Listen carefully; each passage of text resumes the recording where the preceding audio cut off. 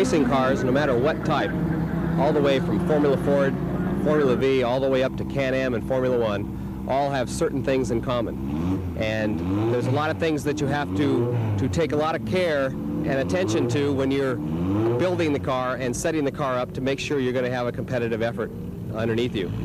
These are the things we're going to be discussing in this tape. First of all, the basics of aligning the chassis in the garage itself to make sure that the car is ready when we get to the racetrack.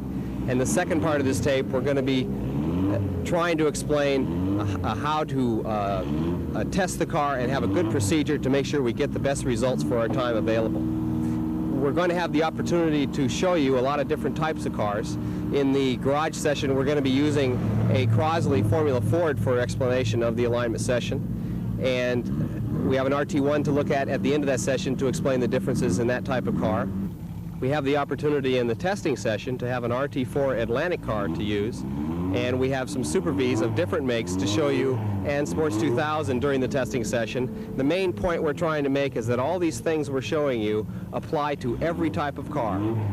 Before we actually start aligning the car in the garage, we need to have certain things as far as relating to the car itself, as far as specifications are concerned. We have to know what the specs are that we're going to align the car to. And if we have not ever had an opportunity to test this car previously, we must know from the manufacturer or the factory or maybe other competitors what the specs should be. The first spec that we need is we need to know what ride height to run. The ride height is the distance between the bottom of the chassis and the ground. And this is in the pits measured statically.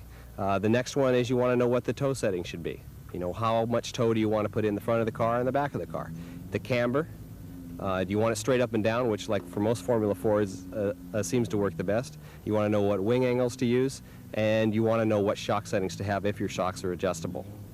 And the other thing you want to remember to do before you take it into the garage, which makes things a lot easier, life a lot easier when you get in the garage, is to make sure the car is clean. And this means getting all the grease off of everything that you ever might possibly touch.